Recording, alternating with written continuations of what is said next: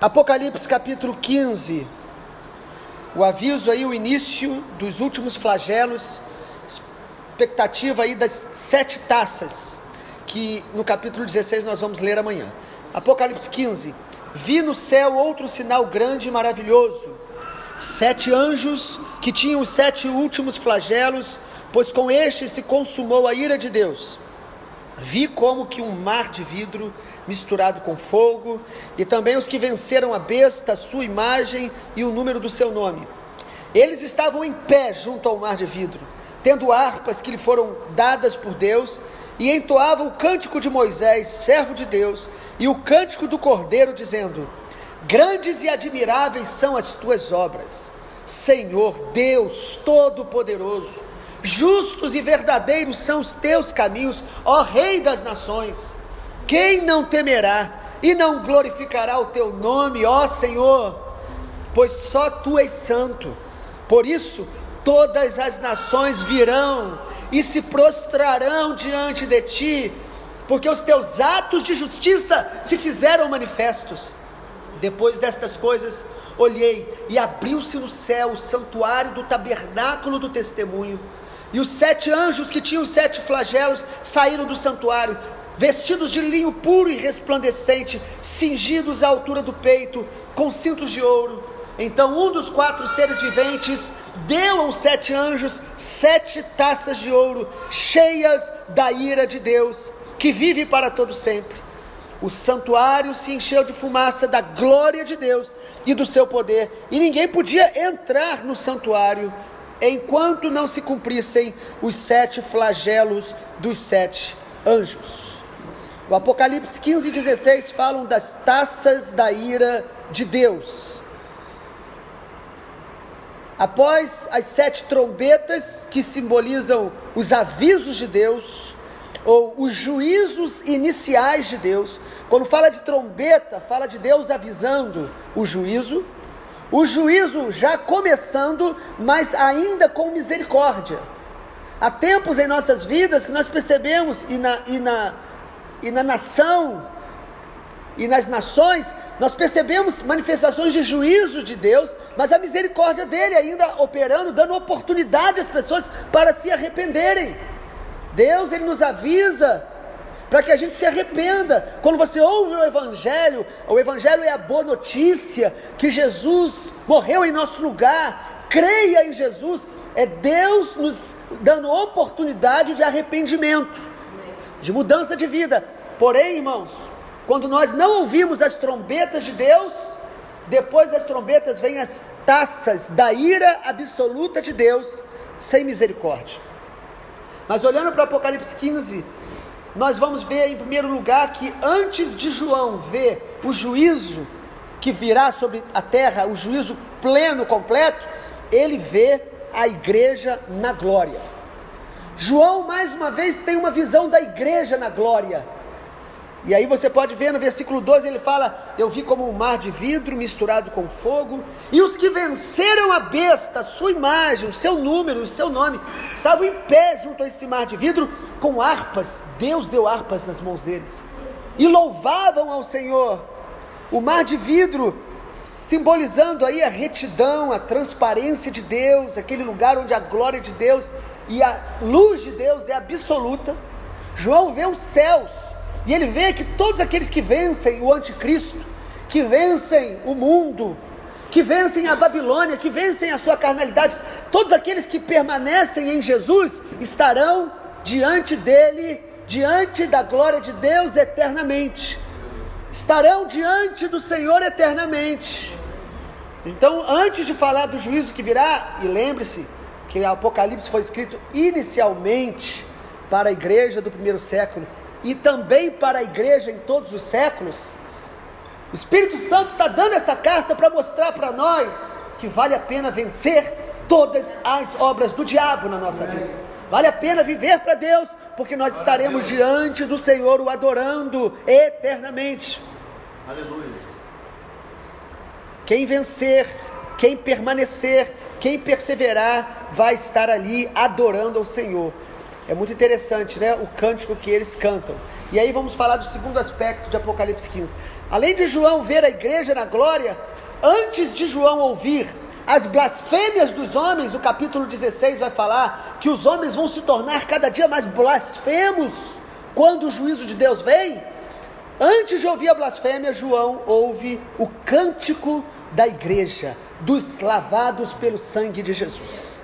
Olhe na sua Bíblia, Apocalipse 15, diz que Deus deu as taças a estes adoradores, e no versículo 3 eles entoavam o cântico de Moisés, servo de Deus, e o cântico do Cordeiro. Amado, quando nós estamos diante do Senhor, diante da glória de Deus, o que nós fazemos é adorar, o que nós fazemos é cantar, o que nós fazemos é confessar com os lábios quem o Senhor é, o que o Senhor faz, a grandeza de Deus, a criação de Deus. Os cânticos que nós percebemos aí em Apocalipse não estão centralizados no homem, não estão centralizados na bênção, estão centralizados em quem Deus é, na grandeza de Deus, na glória de Deus. Amado, diante da glória de Deus, nós nos esquecemos de nós mesmos. Nada importa, não importa os títulos, as honras, o dinheiro. Olhe para o cântico, versículo 3 diz que o cântico está escrito: exalta a grandeza de Deus, grandes e admiráveis são as tuas obras, Senhor Deus Todo-Poderoso, justos e verdadeiros são os teus caminhos, ó Rei das nações. O cântico exalta a pessoa de Deus, as obras de Deus, os caminhos de Deus, a maneira de Deus agir, quem Deus é. Um adorador é aquele que reconhece quem é Deus e dá a Ele toda a glória, está sempre cantando um novo cântico ao Senhor. A Bíblia diz que todo ser que respira louve ao Senhor, os pássaros louvam ao Senhor, a criação de alguma maneira ela glorifica ao Senhor, mas nós que somos filhos de Deus, nós devemos dar a Ele a adoração que só os filhos podem dar, reconhecendo quem Ele é. Adorar a Deus com todo o nosso ser, com o nosso espírito, com a nossa alma, com a nossa mente, com a nossa força. Adorar ao Senhor é expressar a Ele o nosso amor. Adorar ao Senhor é reconhecer quem Ele é. Adorar ao Senhor é amá-lo, é obedecê-lo, é honrá-lo. Adorar não é só o cântico que eu canto, adorar é a vida que eu vivo para a glória e honra do nome de Jesus. O cântico exalta o Senhor, o cântico exalta os caminhos de Deus, o cântico mostra o triunfo final do Senhor. Versículo 4: quem não temerá e não glorificará o teu nome, ó Senhor, pois só tu és santo. Todas as nações virão e se prostrarão diante de ti, porque os teus atos de justiça se fizeram manifestos. Esse cântico então exalta a criação de Deus, exalta os atos de justiça do Senhor, exalta a glória de Deus. Nós precisamos ter um cântico no coração, amado. Nós precisamos permanecer sempre com adoração no coração. Você pode estar sendo perseguido, você pode estar passando por um luto, você pode estar passando por uma perda, você pode estar passando por uma traição, por uma decepção. Adore o Senhor, adore o Cordeiro, porque Ele é. A adoração dá honra ao Senhor e edifica o nosso coração e nos transforma. Nós nos tornamos semelhantes àquele a quem adoramos. A adoração verdadeira ao Deus verdadeiro nos transforma. A adoração falsa ou a idolatria nos deforma. Nós precisamos adorar o Senhor, reconhecer, glorificá-lo, porque Ele é santo, Ele é o Senhor. Terceiro lugar, Apocalipse 15 nos mostra os anjos saindo para executar as ordens de Deus. Você vai perceber isso em todo o livro de Apocalipse, mas no versículo 6 aí mostra 7 anjos que tinham 7 flagelos, saíram do santuário vestidos de linho puro. E versículo 7, um dos 4 seres viventes deu aos 7 anjos 7 taças de ouro cheias da ira de Deus. Amados, anjos, eles saem para executar a ordem de Deus. Deus antes avisou, o juízo vai vir. Agora Deus executa, e Deus envia os seus anjos. Antes, sempre Deus adverte. Pode perceber, amado, que Jesus nos diz que o final dos tempos, que a vinda dele, será como nos dias de Noé. Noé avisava, Noé proclamava, Noé anunciava o dilúvio, mas toda a sociedade zombava e não acreditava. Jesus fala que o dia da vinda dele será como nos dias de Noé. Cada vez que você ouve o evangelho, a pregação da palavra de Deus genuína, você está sendo avisado que esse mundo, essa terra passará. Mas aqueles que amam ao Senhor, aqueles que pertencem a Jesus, estes têm vida eterna e estarão eternamente com Jesus. Os anjos saem então para executar a ordem. Deus sempre vai nos avisar antes. Lembra de Sodoma e Gomorra?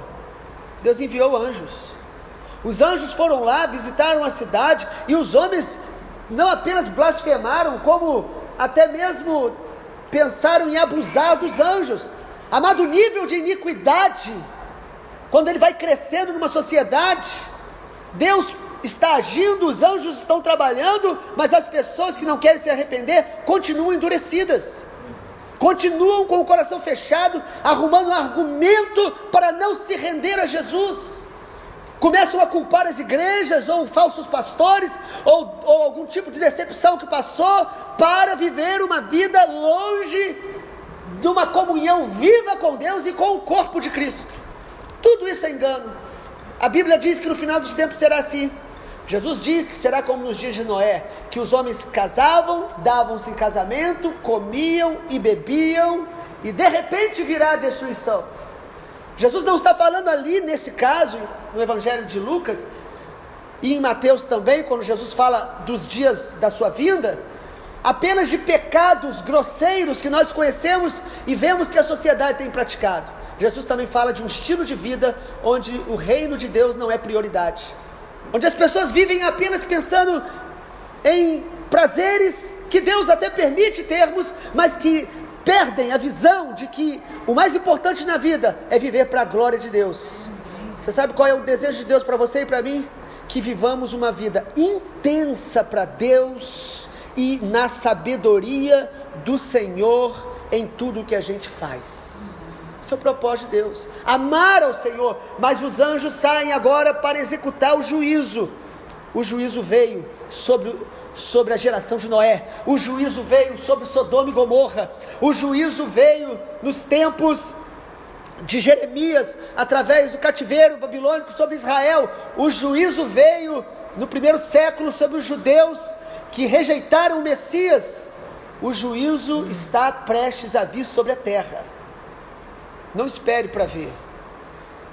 Às vezes ele pode te pegar e você não estava preparado. A mensagem do Apocalipse é: os verdadeiros adoradores estarão de pé diante do Cordeiro, mas os que estiverem longe serão pegos no dia do juízo, sem poder escapar deles. Quando isso vai acontecer? Não sabemos o dia. E o dia da vinda do Senhor Jesus, a Bíblia diz que nenhum homem vai saber o dia. Nós percebemos os sinais da proximidade. Não precisávamos de sinais nenhum de que a volta de Jesus hoje está mais perto do que há 1000 anos atrás, por uma questão lógica do tempo.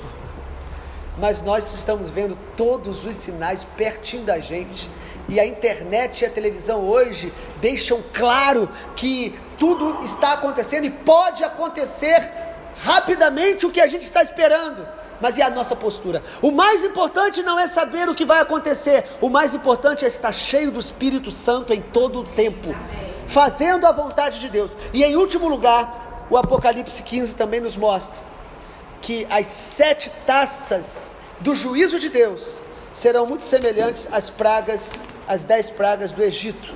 Os irmãos vão perceber isso amanhã, no capítulo 16, mas apenas para lembrar os irmãos, que toda manifestação de calamidade, toda manifestação de terremotos, de tsunamis, todas essas manifestações que a gente percebe e assusta as pessoas, necessariamente não significa que Deus está punindo aquelas pessoas, às vezes que diretamente estão sofrendo aquele mal, mas tudo isso são trombetas de Deus, avisos de Deus, assim como foi ou foram as pragas do Egito.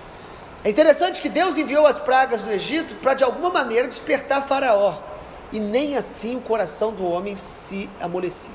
O coração dele era mais e mais endurecido. Isso é um sinal do final dos tempos. Nós temos que decidir todos os dias quem nós queremos ser diante das calamidades da vida. Aqueles que vão estar adorando ao Senhor, se humilhando diante de Deus, reconhecendo o Senhor, ou aqueles que vão estar se endurecendo cada dia mais. Amado, as batalhas, as lutas, as tribulações, as calamidades podem nos tornar mais quebrantados, ou podem endurecer mais o nosso coração. Há uma frase que muitas pessoas falam, que quem não vem pelo amor, vem pela dor. Essa frase não é em si mesmo verdadeira. Essa frase ela é perigosa, porque há pessoas que nem com a dor vão se arrepender. E há muitos entre nós que não precisam sofrer profundamente para reconhecer que Jesus é o Senhor da nossa vida. Então, amados, já concluindo, os homens não apenas não creem nos avisos de Deus, no capítulo 16 nós vamos ver, mas eles começam a blasfemar na hora do castigo, e falam mais ainda contra Deus, e por essa revolta eles não se arrependem. Enquanto eu e você ficarmos mais revoltados, ou ofendidos com as batalhas, com as lutas, com as dificuldades, o nosso coração vai se endurecer. O castigo vai endurecer ainda mais os que escolherem o caminho do mal.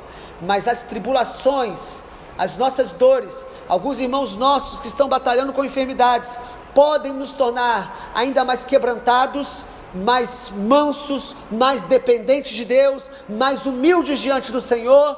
Concluo com a frase do pastor Russell Shedd, grande homem de Deus, um servo maravilhoso, que voltou para a casa do Pai ano passado, está com o Senhor. Nos últimos dias de enfermidade, aquele homem de Deus, um pastor entrevistou, esse vídeo circulou aí pela internet, e perguntou a ele como estava sendo viver esses últimos momentos da vida dele com a enfermidade já final. E ele disse algumas coisas que vale a pena a gente lembrar. Ele falou primeiro que ele estava agradecendo a Deus, porque ele viveu esses mais de 70 anos sem sentir dor alguma, e Deus estava dando a ele a oportunidade de saber o que era sentir dor no final da sua vida. Segundo, ele disse que naquele momento só restava a ele o ministério da intercessão, e que se ele pudesse voltar no tempo, ele teria dedicado mais tempo para orar na vida dele. Um homem que tem um testemunho brilhante. E terceiro, e ele disse também que a enfermidade estava sendo uma boa oportunidade de Deus para ele se desmamar desta terra, porque ele sabia que a vida dele era para a glória de Deus.